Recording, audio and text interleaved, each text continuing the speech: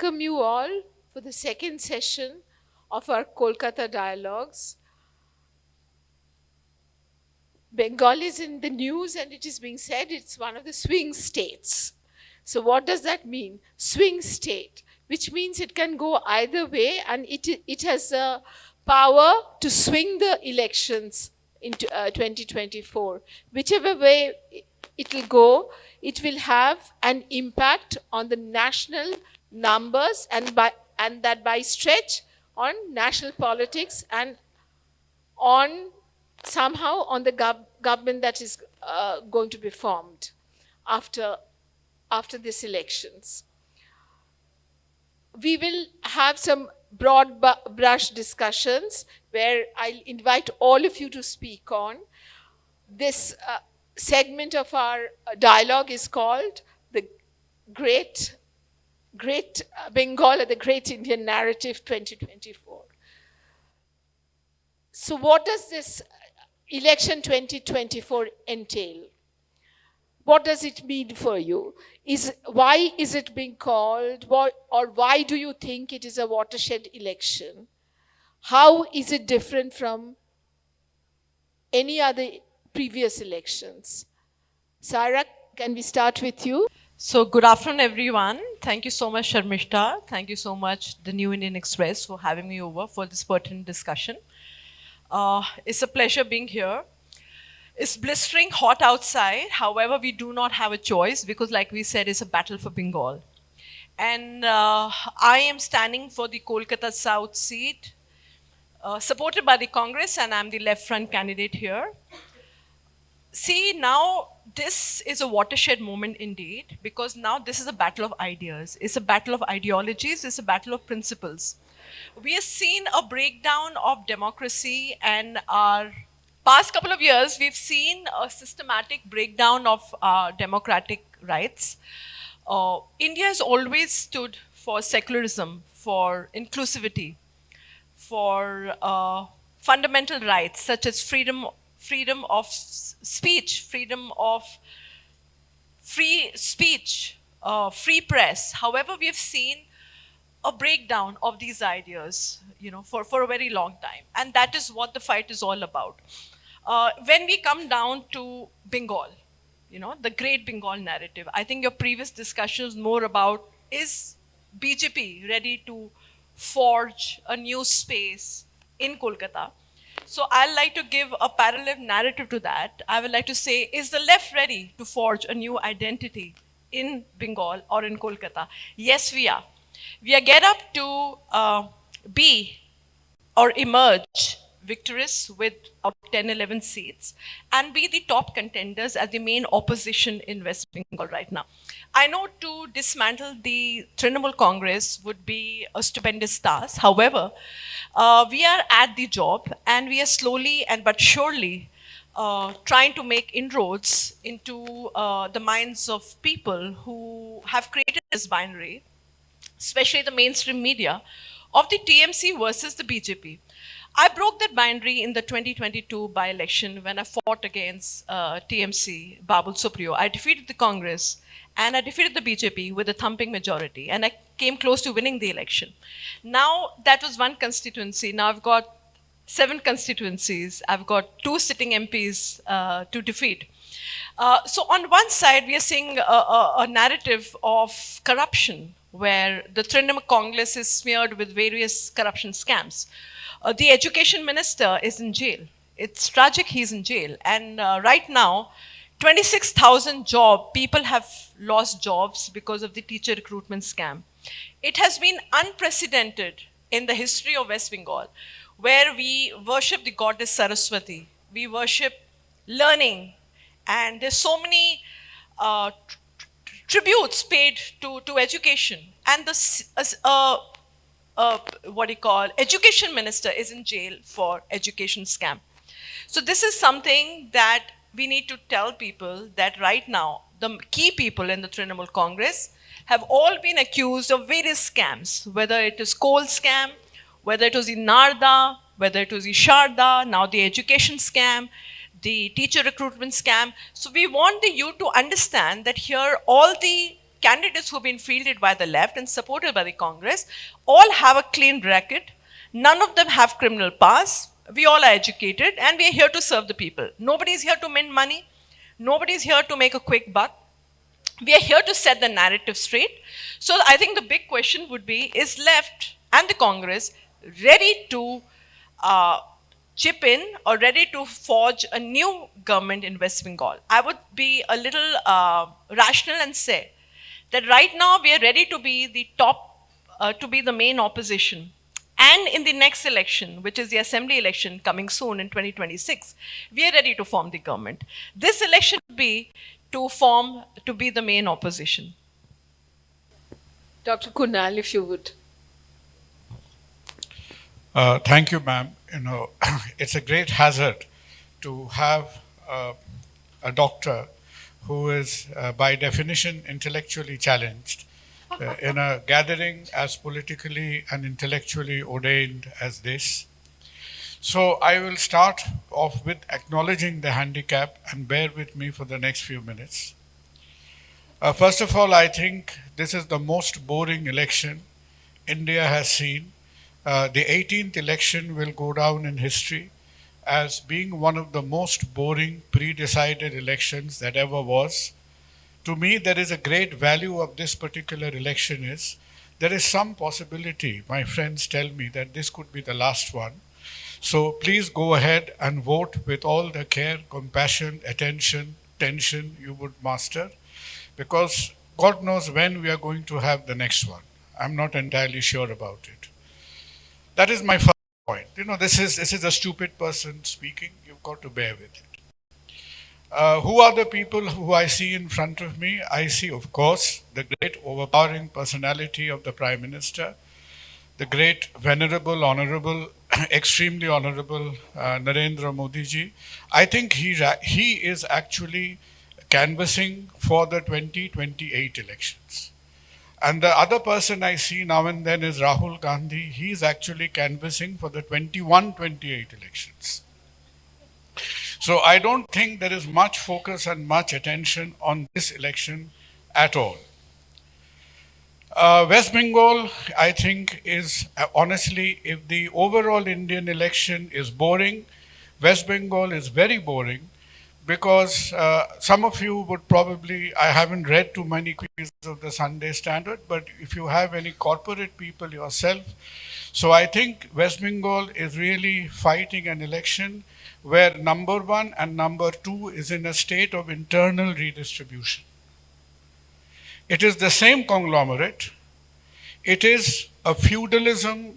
This is what, I don't know, it is very difficult to professor to spread history amongst Bengalis, because Bengal used to happen a history that went back till about Plassey, and currently Bengal's idea of history is whatever has happened in the last half an hour. So currently, if you go to the feudalism, the history of it, the feudal takeover has already happened. Okay. So I am in a part, 6 hospitals in Bengal has right now been taken over by an all India concern. And I know how painful. It is like not a human pregnancy, it's like an elephant's pregnancy. It goes on for almost 2 years. And so this takeover is happening in bits and pieces and installment.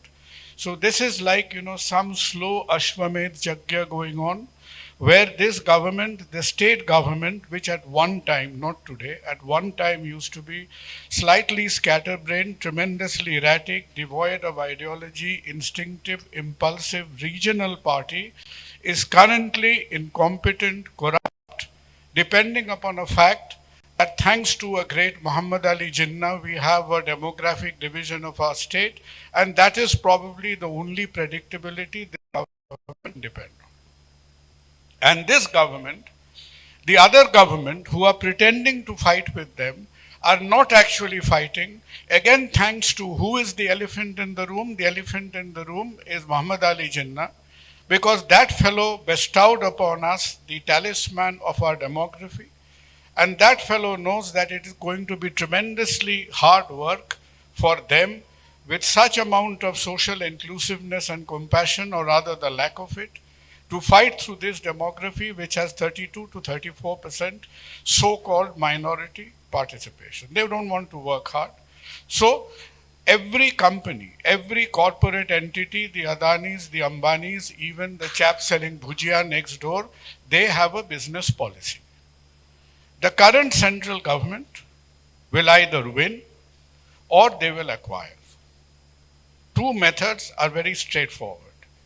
I have not seen a third method that has been displayed, whether you will go to Gulwalkar or whoever you want to go back to. By the way, all the founders of RSS had their medical education in Kolkata. So we gave India more mischief than we bargained for.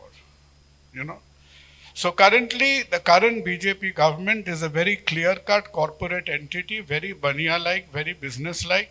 There are some elections, some government they form, and the other governments they acquire. And our acquisition process, you see, Maharashtrians are very business-like.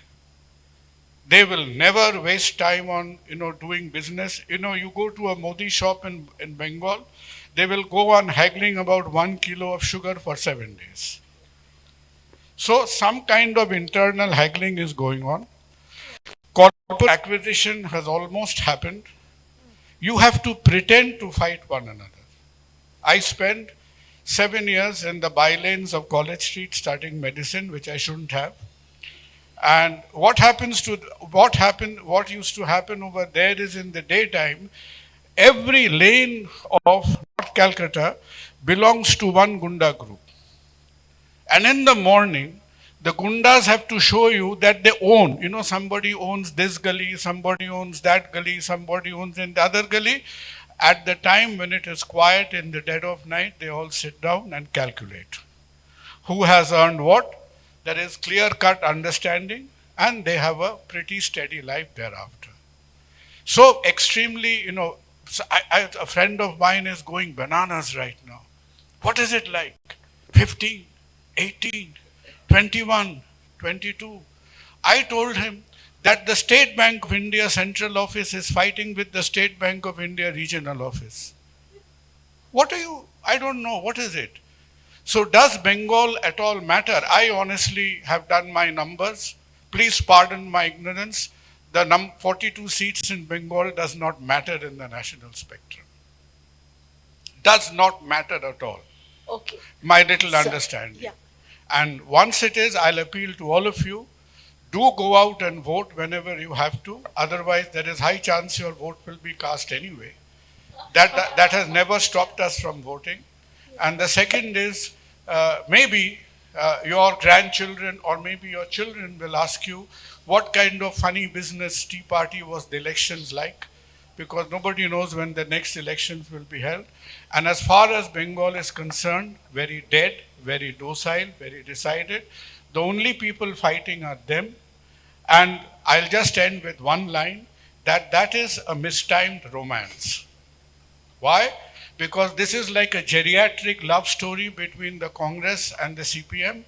If this great romance, this warmth, when I see Adhir Chaudhary and Muhammad Salim almost kissing one another, that intense romance, it is almost like like an adult movie, the proximity we see now and then. I only think one thing, that this semi-adult movie should have come to Bengal 4 decades earlier, when they were fighting at one another, like God knows what, and when they paired the state, got the meat out of the bones, and the state was reduced to a skeleton. But kya karenge, kal ho na ho. This is one of the Karan Johar scripts, where the grandmother and grandfather are sort of reminiscing on some love lost. And we in Bengal is seeing a love story, very heartwarming, should have happened 40 to 45 years before. Thank you. That was a rather long response. Yes. First of all, Yeah. thank you to the group for inviting me. It's a difficult task speaking after Kunalda because he's such a good speaker. So, first of all, as you've understood, all of us think that this is a very crucial election because whether there would be elections in the future or not, or which direction India would go in terms of its basic foundational values, as Shairadi has mentioned, about secularism, federalism, and democracy. And and the point is, I would disagree in the sense that it's not a boring election. It's a very low key election without the balakot, uh, fervent nationalism, high pitched. But this election is very interesting in the sense, I was looking at some statistics. Uh, let's take four states of India: Bihar, West Bengal, Maharashtra, and Karnataka, right? In Karnataka, out of the 28 seats, 28 or 26 seats, BJP got 24 or 26. That was the extent of their victory in 2019. In West Bengal, they got 18, we all know, out of 42. In Bihar, the NDA got 39 out of 40. And in Maharashtra, they got something around 30, 35 or 36 out of the 48 seats. Now, in American politics, we hear about the swing states because there are these, out of the 50 states, some states are Democratic. Even before elections, Democratic Party is going to win. And some states are Republican. And then there are these 8 or 9 states which swing, which change the presidency. In India, we are also looking at something which is similar. If we look at the assembly elections and the Lok Sabha elections together, we can clearly mark out some states where BJP will do quite good. All of us know. And then there are these states of southern India where the BJP is not going to do good. We all know that. And so the battle then becomes of these swing states. In Maharashtra, we don't know, after the split of the Shiv Sena, they got 18 seats, which way the voter is going to go. In West Bengal, the BJP's vote share increased by 30% in 2019 and they managed to get 18 seats. Now, after the Panchayat poll, where the Jot, as Shairadi was rightly pointing out, that the battle for the left and the Congress is to become the key opposition, the Jot has actually got more votes than the BJP. And West Bengal, at least this election will show for West Bengal that what kind of political dynamics we are entering into. Was the BJP's rise an exceptional thing? I would agree with Kunalda. One thing that has happened, and as voters we realize that it's just a change of personnel from one party to the other party, which the voters have also recognized. So, what is the implication when it comes to common HR pool, which they are sharing accordingly? And It's like Saregama, common talent.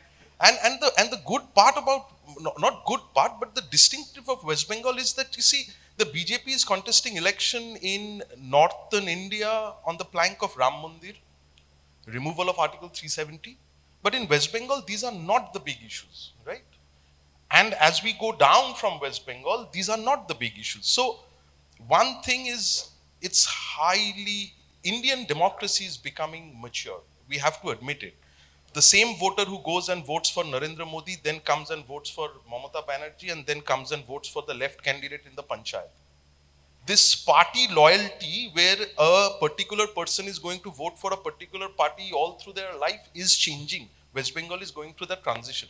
So in that way, it would be quite interesting. What is the relevance of this election? The relevance of in any democracy, when the institutions are not strong, and our institutions are not strong, that is why whosoever becomes the chief minister or the prime minister can command, dictate, order the police, the bureaucracy. In America, institutions are quite strong. That is why the FBI could open a file in the name of their president, Donald Trump. In India, we cannot imagine that happening against a chief minister or prime minister. So it's easier for politicians to take over institutions. The stronger they become, the more they take over. And that is what we are seeing in West Bengal, or we are seeing in Delhi. The entire thing about ED, CBI, or West Bengal police is the idea that these institutions are not neutral, they are not working, they are working according to the dictates of their political masters. Another victory, another strong government would further weaken whatever institutions we have managed to build so far. Whatever iota of independence, democracy that we have is under threat. Now, this has also happened in India in the past. We have had Indira Gandhi during 1975, 77, or 71 onwards. And we have seen that there is this trend to undermine institutions. But the voters of India quite wisely taught Indira Gandhi a lesson. And I still have faith in the voters of India that Indian voters are very politically mature and wise. And we might see a reduced majority or a different result, but we hope to see that. If that hope and uncertainty or guessing is not there, there would be nothing left to the elections. Sarah, I would like to ask you one thing, that how do you see this election? You are talking about the left winning some 10 seats and all that. We know what the situation of the left is and your own party, CPIM, which ruled Bengal famously for 34 years. What is the situation right now? And we know, last election there was this underlying slogan that Eibar Ram por Eibar Bam. So these kind of things have also been going on. So how do you see this election? Is this an election? Are you fighting, you personally? This is a personal question from the macro. I'm coming down to the micro. Are you fighting this election as a India versus, or you see this election as a India versus Modi election, or do you see this as a CPM versus CPM stroke India versus Mamta Banerjee election right now? What are you contesting? Yeah, we want to break the usual binary narratives that have been set of the Bharatiya Janata Party and the TMC. There's a narrative that is built in West Bengal for a couple of years that in case you need to defeat the BJP, you need to vote for the Trinamool Congress. Now, if you look at this, there are some sitting MLAs right now from BJP who are from TMC, and they are candidates from TMC who are willing to jump ship to the BJP. So if you look at the left, there was not a single BJP seat till the left was in power. So this whole narrative, this whole drama, this whole theatrics that Mamta Banerjee puts on every day of fighting the BJP is a farce. Because here she's actually not fighting the BJP. In fact, she was a member of the Sangh Parivar, many years ago before she came into power. So definitely that narrative is there. So right now, ideologically, if you want to fight the right in India, you have to have a very strong left. Because it's a battle of ideology. Trinamool Congress does not have an ideology, I'm sorry to say. Right now, like I said, it's a battle of India, like we've seen in the Nuremberg law in Germany. Who were the others? The others were the working class. The others were the Jews. The others were the common everyday citizenry of Germany. So the same Nuremberg law is trying to be implicated by Mr. Narendra Modi, where he's trying to of course, put the minorities in the corner. It's not just the minorities, any thinking individual, college students, intellectuals, dissenters, opposition. I mean, it is unheard of where two sitting CMs of a country have been arrested. It's unprecedented. And here you look at the absolute criminal charges, which have been against some BJP members and also some of them who are contesting elections. It is as if, he's invisible to the crimes and the accusations of his own party members. And he ensures that all voices of dissent is being silenced by either the ED or the CBI or by arresting sitting CMs or by ensuring that draconian laws are passed by the parliament. So we've heard of the emergency, okay? But I think what we are witnessing today is unprecedented. It goes beyond the emergency. We only heard of it as when we were kids. But what we are hearing today is unprecedented because now it has become integral for every thinking individual, anyone who has a scientific temperament, anyone who's educated to defeat the BJP. I think it is every citizen's responsibility to do that. And for that, you don't need to vote for the TMC. We have a very strong, robust left who did really well in the bypolls, who did really well in the municipal corporation elections. We won Sagardiki, we came second in Baliganj. And you look at the civic elections and the panchayat elections, we did incredibly well. Yeah, every time I speak to Sitaram, he says we are coming back, we are bouncing back. Then he, accounts this where he has ended as second, where he has just lost by Yeah. 500 votes. So we are waiting, we are listening to that narrative. But I'll go to come to you, Kunal, in a way that basically saying that it is a emergency kind of situation, and there is dissenting voices are not allowed. Opposition parties, party, two sitting CMs have been put behind bars and have been arrested, and there is a threat. So is the threat to opposition? Is the opposition party, the India alliance doesn't work here. I mean, if you ask Saira has more to say about TMC and Mamta Banerjee and her corruption and what she has not done. Then then she of course adds Modi and BJP and the central government comes as an add-on. So are they fighting for the people, or are they fighting for themselves here? And also, we don't see an India alliance here. They couldn't come together. They're fighting each other. I won't as be you able say. to remember that many questions, you see. No, there's So- basically two questions. I held Because- forth longer, maybe. No, because half of my brain has dropped off when I was young. Now, I picked up, I'm a bit of an alternative historian, so I'll give you a couple of points. I think, Jazz just mentioned Indira Gandhi. Since 2014, if you go through each and every speech of Narendra Modi that has been archived, that is one person he has never spoken against. So it gives you a sinking feeling that that is one person he actually adores. You tell that Sitaram is telling you, we are coming back, we are coming back. That is exactly what Mikhail Gorbachev told the Russians when they broke up into sort of 25 different factions. Before he signed off, he let, Russia will be great again. As we say in Bangla, Bharat Shobai Srishto Ashur Lobe. So delusion of grandeur is an international disease. Remember that. Now, I am really, you are very well informed journalists, many of you over here.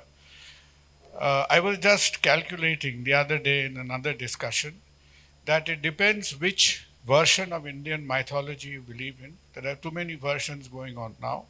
One tells us our civilization is 5,000 years old. If that is so, we have been democratic for 1.5% of that time. If you believe we are 10,000 year old, then we have been democratic for 0.75% of our existence on this planet Earth. So please, do not beat me up. Allow me to leave the hall in one piece.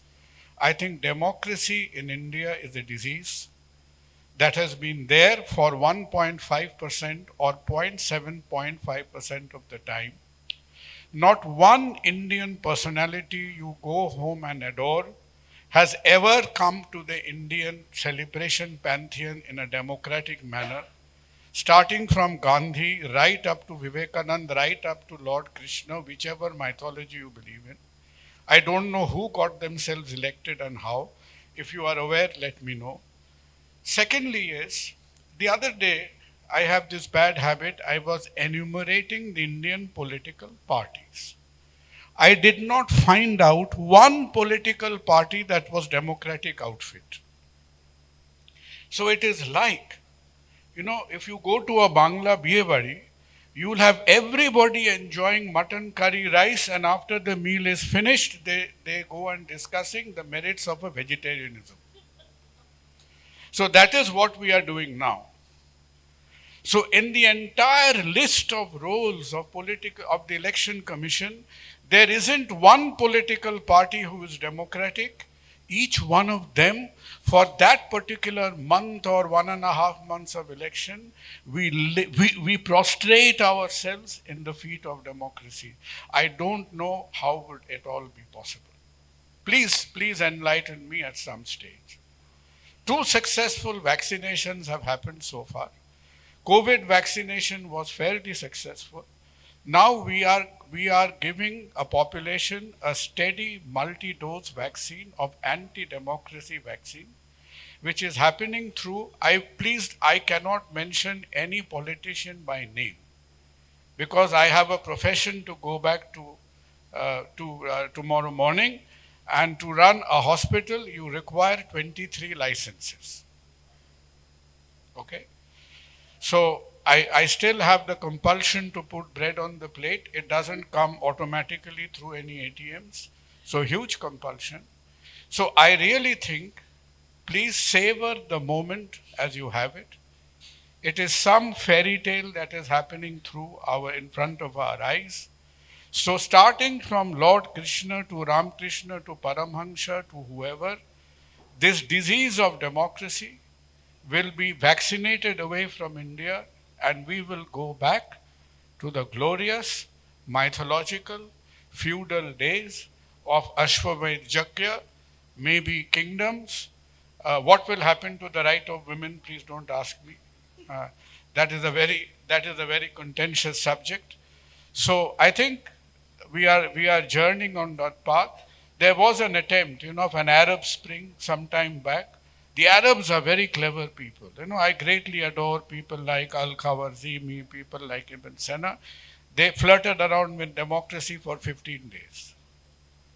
Post that Arab Spring, 15 days they slept in the same bed with democracy, and they decided we are not made for it. Indians have a few gray cells missing. We will realize it in the 76th year or 78th year. By the time it is 78 years, I think this disease would be autoclaved out of the Indian system. So my request to you is, go on writing your column, savor the moment when you have it, and as I tell you, go back home, look at your walls, look at every Indian personality you think of, anybody who has made it to the Hall of Fame. If you find one person who has got there democratically, I'll give you my WhatsApp number, WhatsApp it to me. Thank you. After all this very dark narratives, I want you to speak on something quite different, which is, we have been talking about the demographic dividend. Okay. So that demographic dividend that we greatly spoke about, wrote about, and that is what is going to take India to God knows where, to be the top economy or the third largest economy, the biggest service provider. Everything was happening based on that. But looking at the apathy that we see among young voters, and looking at the numbers as they are going to pan out, do you think that we have kind of missed the bus, or we have only a very small window left of another, say, 5 years to make the best of it? And that's why this election is so very important. That's a big question, and this demographic dividend is something that we talk about. So all of us know India is the youngest country in the world in terms of average age, and that's going to continue for the next decade, right? China is aging, Europe has aged, Western America has aged, Japan is aging, it's a very old country on an average. Now the point to be noted here is that when you get a lot of 15 to 49-year-old who are able to work, the most important question becomes is what skills, what kind of health, what kind of education do these people possess? Because that will determine their contribution to the economy. And of course, we are going through a demographic dividend, but unfortunately, if we divide it, There is this book written by Nilakanthan. It's called The Great North versus South Divide, where he shows that the population growth is highest in the poorest states of India. The richest states of India, the southern states of Right, India, right. have a low population. So Yeah. you have the rich states with low number of young people, but you have the poorer states with basic deficit in education, health, and other things. And so, how that demographic dividend, whether this would be a dividend or whether we'll get an angry group of youngster who are disappointed with what the country and society has provided them, and they would be the right kind of people to be mobilized under any kind of hateful politics, right? So this is number one.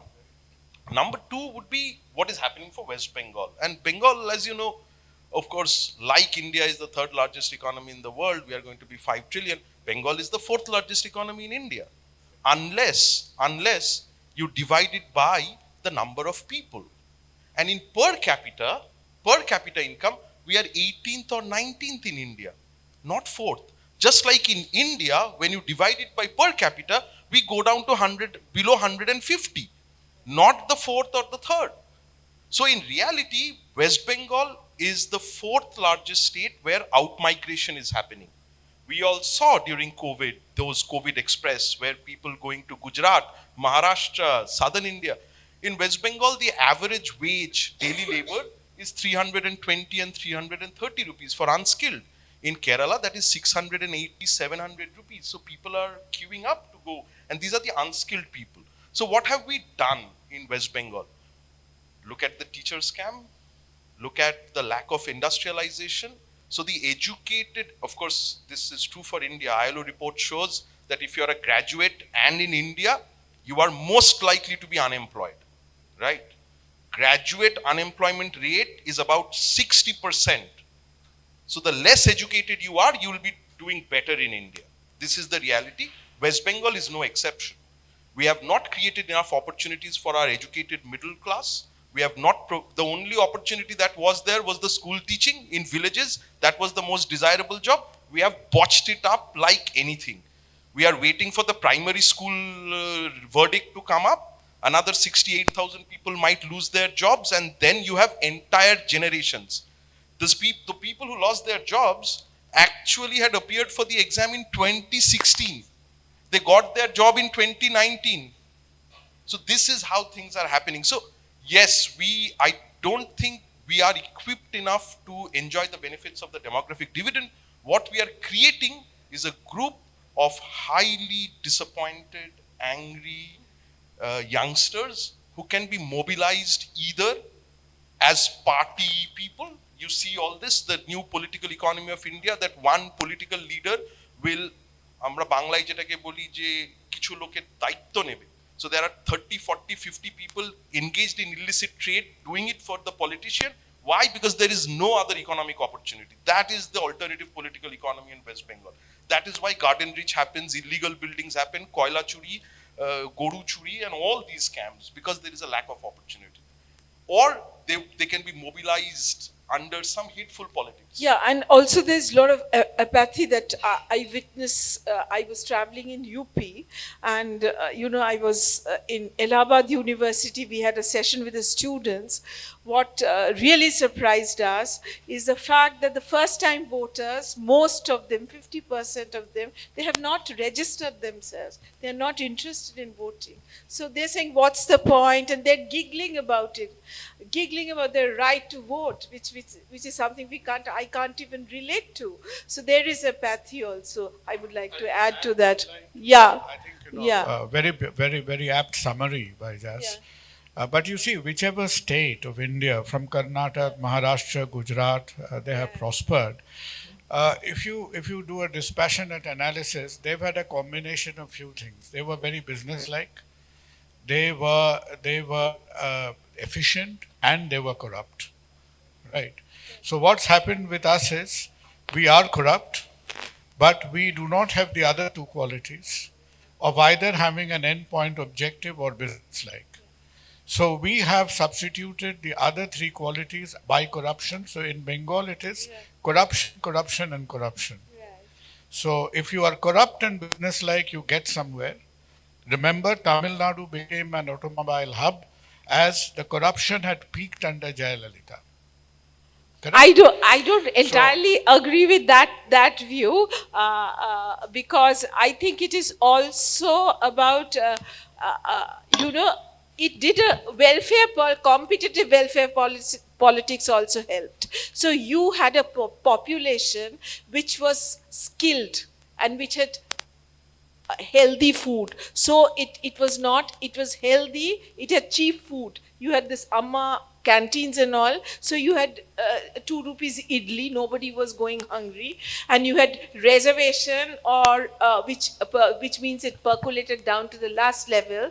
So you had a basically educated population with true. with which was healthy, so the brain worked. So all your manufacturing units, whoever wanted to come, they want to go to Tamil Nadu and set up shop there, because you have a thinking, more skilled population. So I don't agree with this corruption, that it is the most corrupt. That point I don't entirely agree with. No, all I tried Yeah, to no, no, yeah. all I tried to say is It's that, not because we that are headquartered is in Chennai. No, I'm not saying. I'm not defending saying. No, Chennai no, no. for that. But I think no, I no. am You are. You are. honorary You are. You are. Tamilian that way. No, no, no, no. Yeah. Wait a minute. Wait a minute. You are also suffering from pandemic generalizations. Because the problem is, it is not corruption. What I'm saying is that if you have a corrupt government in place, so they are being corrupt, they are stuffing up their party buffers and doing everything. At the same time, they are getting the source of revenue by attracting whatever industries. Okay, so these things happened in parallel. When Lee Kuan Yew developed Singapore post 1965, Lee Kuan Yew was he was no prophet of righteousness. He did what he wanted to did. He set up sovereign funds which were all governed by his family, but at the same time he made sure that there was industrialization, there was employment, there was investment going in. At the same time, he got his toll tax out of whoever was coming in. Yeah. It Yeah. happened hand in hand. Yeah. Without Al Capone, you do not have a Las Vegas. Right, right. So Sharmisha has a lot of questions. I'll sort of let her do a little bit of questioning. Thank you, Santwana. My first general question to all our respected panelists is that, one of the main planks of BJP allegations of widespread corruption against the ruling party, from sand smuggling to cash for job scam, the plethora of arrests and thousands of teachers being thrown out of their jobs have been unprecedented in this state. So, do you think, in the atmosphere of dole politics, kitty of dole, would it cut eyes with the voters who might feel comfortable with their kitty of dole? Do you think so?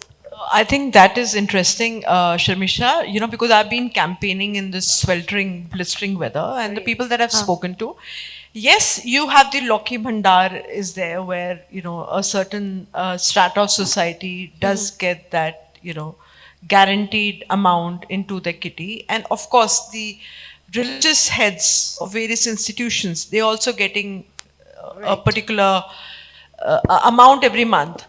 So, the narrative now, what the left and the Congress combined is trying to do is look beyond the doles. Look beyond the 1,000 rupees that is coming into your kitty. Look beyond the 100 rupees, because Kolkata ki chai, Kolkata chakri chai, unnati chai. Right. Right. Kolkata wants jobs, Kolkata wants schools, Kolkata wants a better infrastructure, and there's no politicians talking about climate change.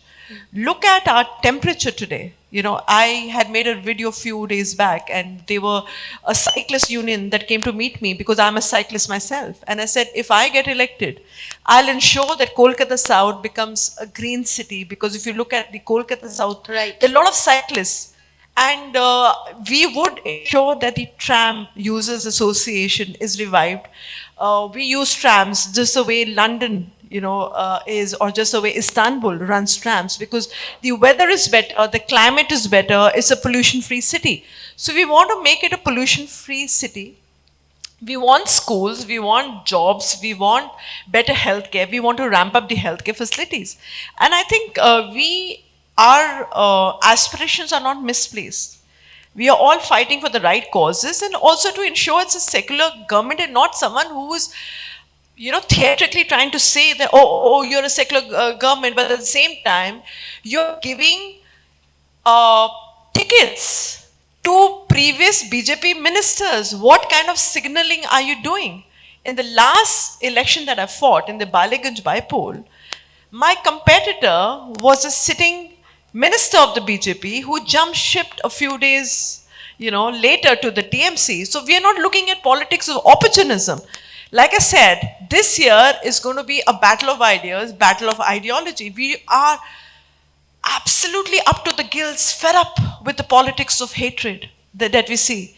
We are fed up with the politics of corruption. And we want to do away with it. That is the reason, if you see the candidates from the left and the Congress combined, come from good, clean, educated backgrounds who do not aspire to mint money, do their work. And all we are looking for is to work for Kolkata, work for its people, and to work with integrity. That's all we aspire for at the moment. Right. Kunaltha, do you think that the dole politics will come into play and come in the way of, corruption charges or anything against the ruling party? Do you feel so? It will play a major role. I'll just say, if I just have one hope, and that hope was that Sarah was born about 50 years before. Because the left, her predecessors in the left, before certain prophet of the left wanted to walk the path of industrialization, 2.5 generations before him thought it necessary to deindustrialize Bengal.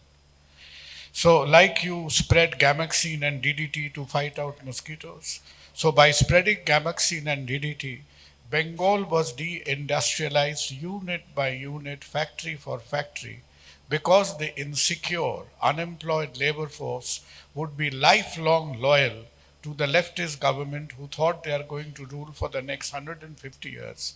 They didn't see that there was another prophet in different version coming. And that was the tragedy of Bengal. And that is why the vision of Buddhadev Bhattacharya failed. That was our bad luck, singular bad luck for Bengal over there.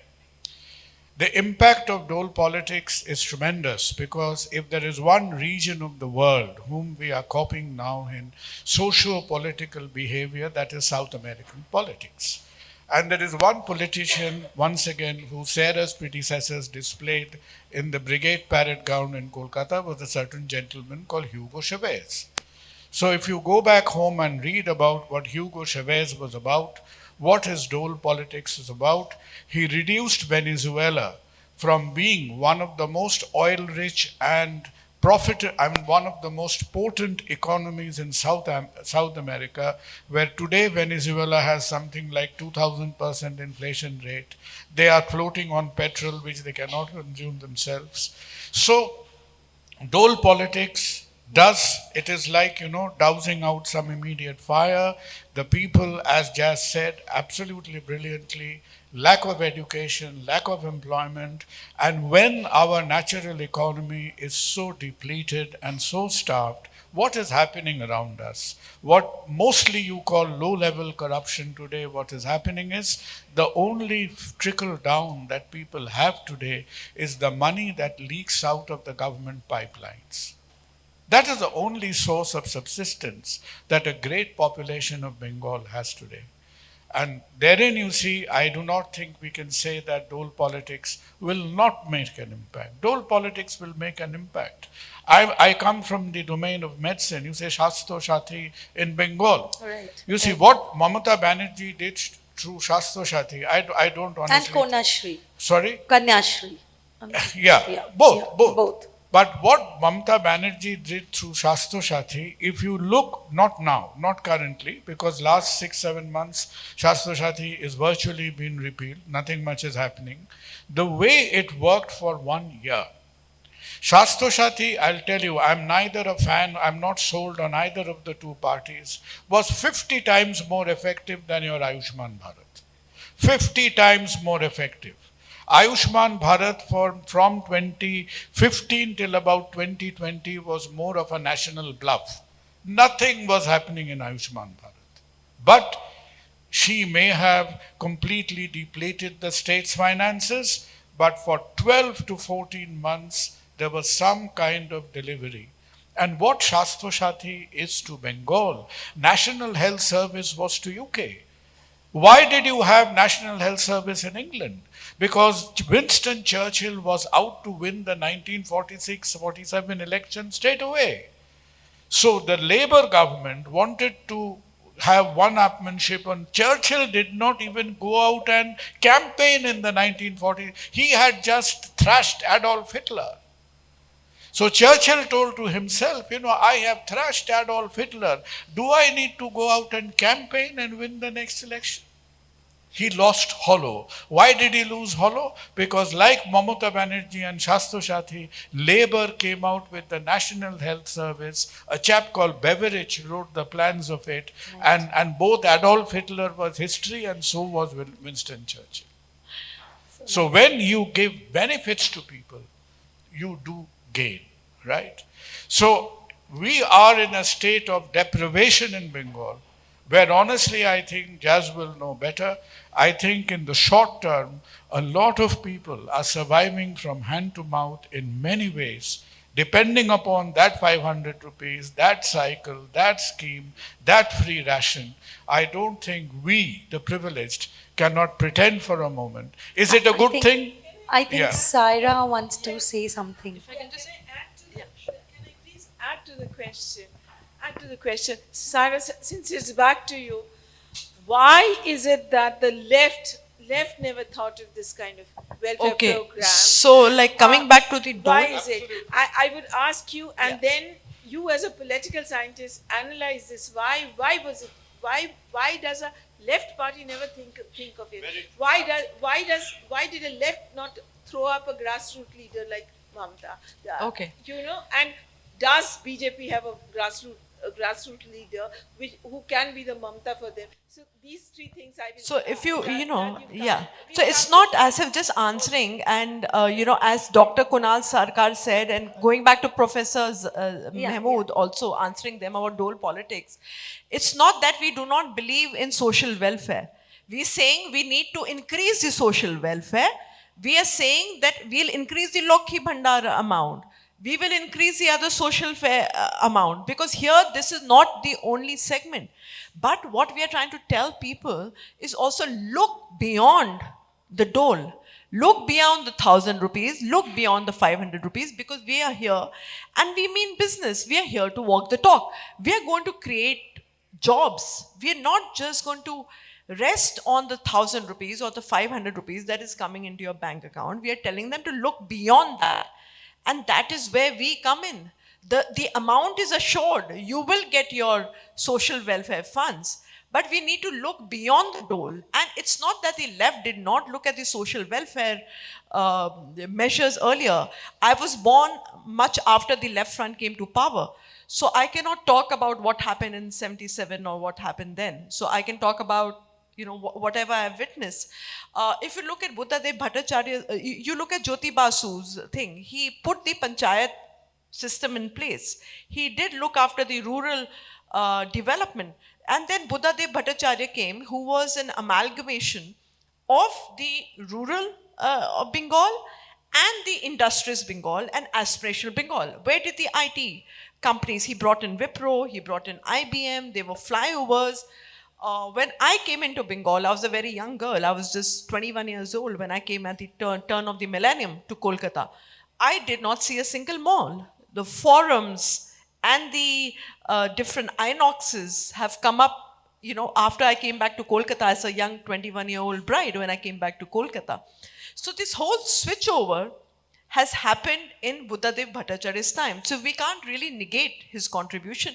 We can debate about it, because at the same time, if you look at Singur, he was trying to bring in the Tata Nano project. It was Mamata Banerjee's political mechanisms that the Singur plant was gifted away to Narendra Modi in Gujarat. But we were creating jobs in a very, very industrious way, and no one can negate or deny that we were doing that. And I said, the left is not against social welfare schemes. We want to increase the amount being given to imams been given to purohits, been given to women, the Lokhi Bandar, we want to increase the amount. That is what we want to say.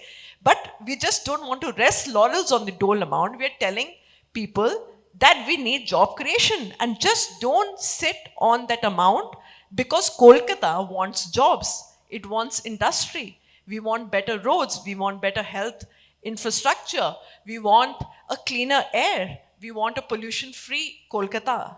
That is what we are aspiring to do at the moment. Zat, what you would like to add to it? Yes, I would like to add.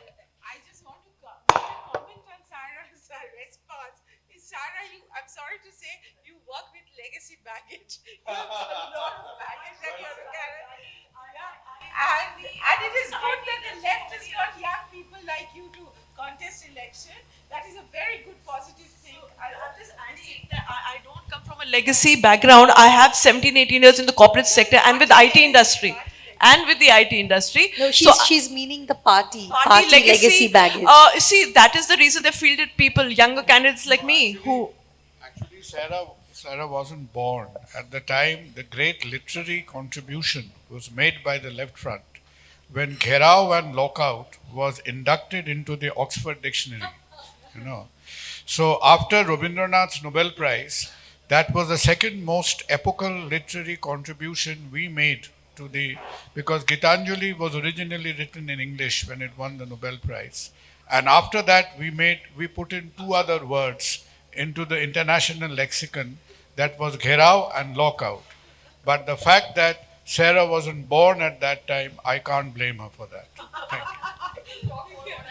Absolutely. Okay, so the battle in West Bengal is between corruption, violence versus populist welfare. We all know which one is going to win. That is the big question. And in that sense, populist welfare models are not unique to West Bengal. Because you cover all India, every state in India does that. Even Prime Minister Narendra Modi, Tom's Ujjwala scheme, Mudra Yojana, and 50 other schemes. So this is the model of neoliberal welfare. This model did not exist when the left was here. So for example, the left would emphasize on land reforms, panchayats, institution buildings. Jawaharlal Nehru would emphasize on building industries. Sure. Mamata Banerjee would emphasize on giving direct money to the beneficiaries. This is the model of competitive populism in elections, where the focus is not to build institutions, right? And this model is followed everywhere. Where I would agree with Kunalda to a certain extent, and also with you. What happened in Tamil Nadu was politicians were corrupt. However, they also facilitated economic growth. Absolutely. And that is why industries were set up. And a certain part of that money was spent on people's welfare. West Bengal is doing quite good in arresting poverty. Let us, there was this study after COVID that in all India, poverty is increased. In West Bengal, actually poverty decreased during the COVID. And that is because of these direct transfers, right? Money being sent directly by the government. So multidimensional poverty, infant mortality, those things have improved. Where the problem is that you are giving people money who are haplessly poor, but they have no way to get out of the poverty on their own. So they are dependent on the government money. That is why the chief minister can go and say that if I get defeated, Lokhir Bhandar will end. And the 1.3 crore or 1.4 crore women beneficiaries who are haplessly poor are afraid that this would stop. So this is a kind of economy. And think about it. Narendra Modi says that 80 crore families get ration, 5 kg ration. What kind of economy do you boast of when 80 crore people are dependent on 5 kg ration from the state? They are not earning enough. That's why they are dependent on it. You and I are not depending on it. So this just shows the abject poverty that is there in India, which parties encash by directly giving money. So welfare versus corruption, big question. In 2016, corruption did not cut ice. Mamata Banerjee said, "Ami janle oder election e ticket ditam na." Everybody won after Naroda and Sharoda and everything. We are seeing, let's see what happens in So my 2024. last question to Why are you bothering? The seats belongs to the consortium. True, so my true. last question to But I'll just quickly, I will add, Right. why See, West Bengal is a You see, problem. there is a every time there were, I think, 14 critical bills described. I mean, being debated in the Indian Parliament. All the what God knows how many 28 odd Trinamool MPs had the great biological urge to go to the toilet in chorus. Correct. Correct. No, no, even. I mean, if right. you should do a physiological study on that. That 28 people at the same time all want to go to the loo at the same time. Yeah, CAA When would bills not like pass. CAA get this, it is a physiological wonder. It's happened 13 times or 14 times. True. So get once this election is over and this minor distraction gets out, get some bladder continence study done on whoever wins this time. Because they all have the urge to visit the loo right at the same time, have a prolonged duration of activity over there, and they come out when the bill has passed. Thank you. So, my last question to the esteemed panelists is that, apart from this dole politics, the Lokhe Bhandar kind of thing, opposition to, yeah, just one last question. Opposition to CAA and NRC, CAA, NRC, and painting BJP as an outsider in Bengal seem to be the other two major planks of the TMC Mamata Banerjee-led government. So, how far do you people think this two factors will also work in Bengal this time, because that reaped dividends last time? I'll just make a short comment. Yeah. I don't know why you are so gullible. You are a good person the last time I knew you, right? Don't be so gullible. This it's all internal redistribution. Why are you splitting hairs? There is only one competition between the consortium and these people. The trouble basically is they are so far behind that you are trying to. In the last elections, you were looking at them with a binocular. This time, perhaps they will come a little closer. And I'm no great fan of the left, but honestly, the only time I've not visited Kalighat for 30 years now, I can go to Kalighat and spend 10 rupees and say, for the worth of the vestiges of Indian democracy, if these people have some representation in the parliament, we will probably get somewhere. And this over expired, the time worn concept of democracy in India live on. For God's sake, look after your health, your blood pressure, your mental tension. Why are you worrying about BJP and TMC? It's one and the same. I don't know who's given you. I mean, you are journalists, man. Wake up to the real world.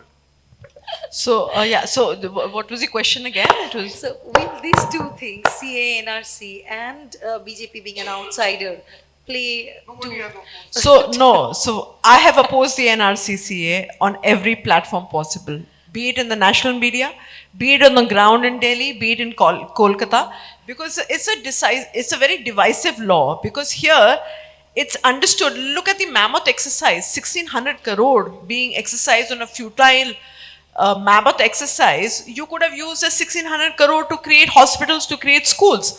And as a human race, we do not differentiate on the basis of religion or caste or creed. What do we say? We say Vasudeva Kutumbakam. That means the whole world is a family. So, as a country, as a race, Indians have never ever discriminated anybody on the basis of citizenship as per your religion's concern. My only contention is, when you are, telling your own countrymen, I can recognize certain people by the kind of clothes that they wear. So and so is a ghuspetia. Who's a ghuspetia? It is directly othering a community, and it is appalling. And I think we need to call it out. Not just the minorities, any thinking individual, that you do not call your own citizens intruders. The term that was used, ghuspetia, I was appalled and alarmed, and it has never ever happened in a democracy where the current prime minister is using the politics of hatred to win the 2024 elections. You're calling the minorities of the country ghuspetia. You are calling the opposition leaders that they are Pakistan sympathizers. You are using terms like vote jihad. It is absolutely, the man has gone ballistic. He needs to be, controlled. This is absolutely appalling. It has never ever happened in a democratic elected government that this kind of canvassing, which is so vitriolic and filled with hatred. I'm sorry to say. And I think any thinking individual would say that we as Indians do not discriminate. And if we give citizenship, it is not basis of what your caste is or what your religion is. It is per merit. Yeah. Yeah. So one last quick comments, and then we'll open it to two questions only from the audience. Anybody? Any questions? Yeah. Take, huh? Yeah. Yeah.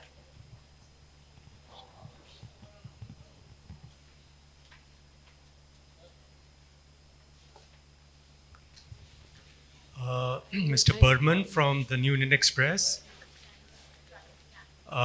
We had two governments in the preceding few decades, the Left Front and the TMC.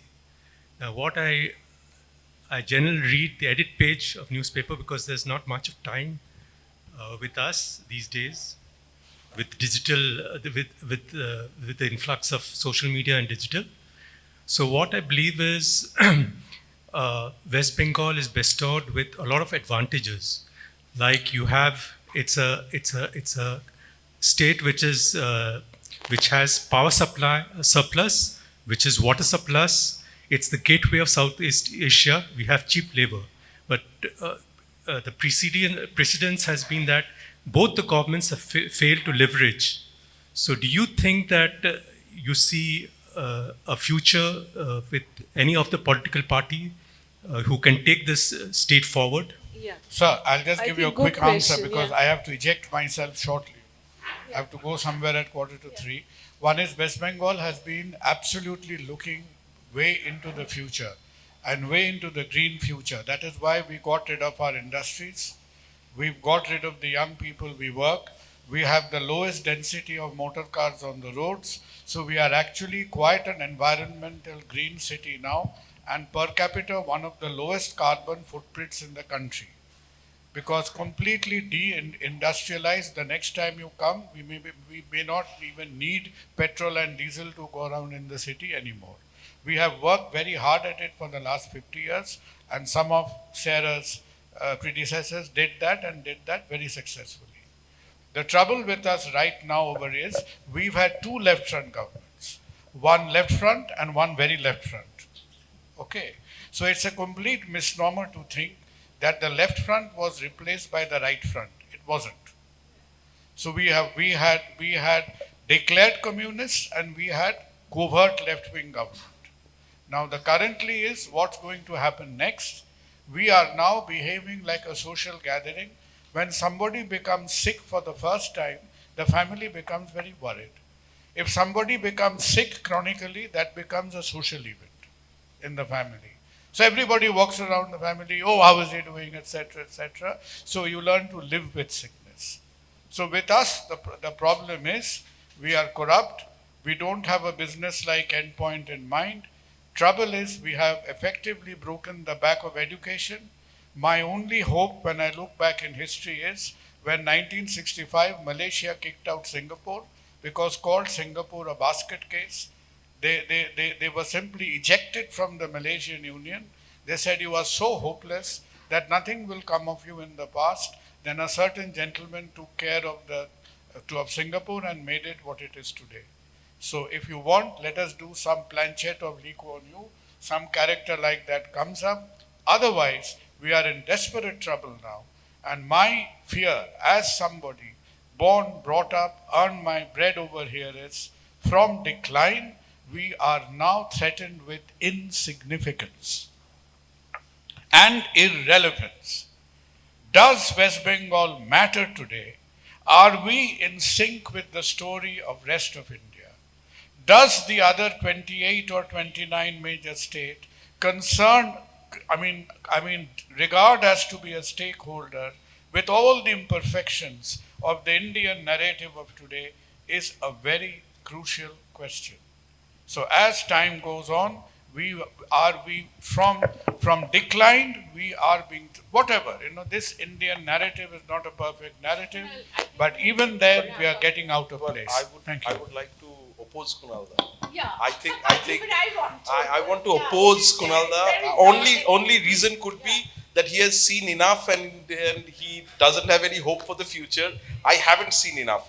But the thing is, when McKinsey wrote a report on the industrial and economic revival of West Bengal, KPMG has done a report, and I'm talking about business organizations, not political parties. And all of them highlight certain things. For example, our human resource. I am in academia, go to any university in India and go to the science departments and economics department, social science department, you will find Bengali. Go to any research institute in India, any science institute, you will find Bengalis. The point is, we have not governed or followed the policies which are required, and we are in a trap where, think about it, tomorrow any party comes to power, they would have to make similar amounts of expenditure on direct beneficiaries. You can't do away with Lokir Bhandar. And so where do you get the money? Our problem is we are not earning enough. Just to give you a data, our own tax to our GDP ratio is amongst the poorest in India. We don't earn enough, we don't spend enough. Whatever we earn, we are spending on welfare, and we are borrowing to spend it on welfare.